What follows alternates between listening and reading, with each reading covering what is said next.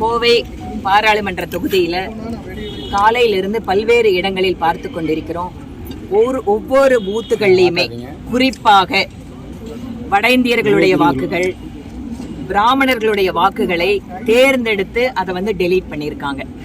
BLO கிட்ட கேட்டா நாங்க நோட்டீஸ் கொடுத்துருக்கோங்கிறாங்க. என்ன இதுல ரொம்ப ஒரு கொடுமையான விஷயம்னா, ஒரு வீட்டுல கணவருக்கு ஓட்டு இருக்கு, மனைவிக்கு இல்ல. பெற்றோர்களுக்கு இருக்குது, குழந்தைகளுக்கு இல்ல. ஒரு சில இடத்துல குழந்தைங்களுக்கு இருக்கு, பெற்றோர்களுக்கு இல்ல.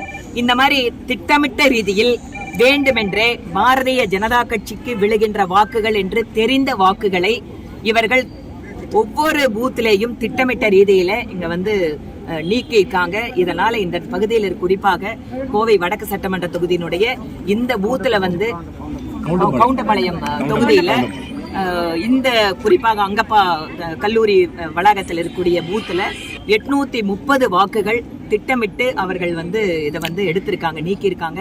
அதனால அந்த 830 பேரோட மனுவா சேர்த்தி நாங்க பாரதிய ஜனதா கட்சியின் சார்பில் எங்களோட சீஃப் ஏஜென்ட் திரு ஜி.கே. நாகராஜ் அவர்கள் ரிட்டர்னிங் ஆபீசருக்கு மனு கொடுக்கறாங்க.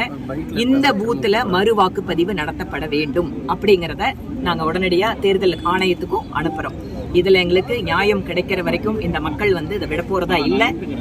நிச்சயமாக அவர்களுடைய ஜனநாயக கடமையை ஆற்றுவதற்காக பாரதிய ஜனதா கட்சி அவர்களோடு துணை நிற்கும். இதுல இந்த பூத் மட்டும் இல்லைங்க, கவுண்டமலை சட்டமன்ற தொகுதியோட இந்த பூத் மட்டும் இல்ல, ஈவன் தெற்கு தொகுதியில கூட குறிப்பாக தெப்பக்குளம் பகுதியில அதிகமாக வட இந்தியர்கள் வசிக்கின்ற பகுதியில இதே மாதிரி பிரச்சனை. அங்கேயும் நாங்க மனு கொடுக்கிறோம்.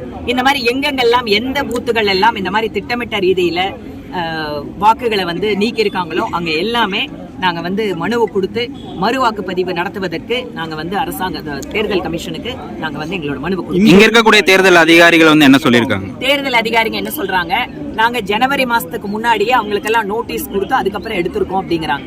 ஆனா அது உண்மை இல்லை. எப்படின்னு கேட்டா, அவங்க நோட்டீஸ் கொடுத்தான்னு சொல்றாங்க, ஆனா நோட்டீஸ் யாருக்குமே வரல. அப்ப இவங்க யாருக்கு நோட்டீஸ் கொடுத்தாங்க? சொந்த வீடு எல்லாமே அந்த இடத்துல 15 வருஷம் 20 வருஷம் வசிக்கிறவங்க. பாருங்க, அந்த அக்கா சொல்றாங்க 40 வருஷமா குடியிருக்கிற ஒரு வீட்டுல அவங்க வீட்டு காலி பண்ணிட்டு எப்படி இவங்க எடுக்க முடியும்? ஆக திட்டமிட்ட ரீதியில இதுல இங்க இருக்கக்கூடிய உள்ளூர் அதிகாரிகள் இந்த வேலையை பார்த்திருக்காங்க அப்படிங்கறது எங்களோட. எதன் அடிப்படையில நோட்டீஸ் பண்ணாங்க? இந்த மாதிரி இந்த இடத்துல ஆளுங்க இல்ல, ஷிஃப்ட் ஆயிருக்காங்க, நாங்க வெரிஃபிகேஷன் பண்ண போனோம், அவங்க காலி பண்ணதா சொன்னாங்க. இந்த மாதிரி ஏதோ ஒண்ணு இவங்களே எழுதிக்க வேண்டியதானே. உண்மை இருந்தாதாங்க பிரச்சனை. பொய் எழுதுறவங்க 10 பொய் வேணாலும் எழுதிட்டு போலாமே. இந்த பொய் தான் இப்ப இங்க பண்ணிட்டு இருக்காங்க.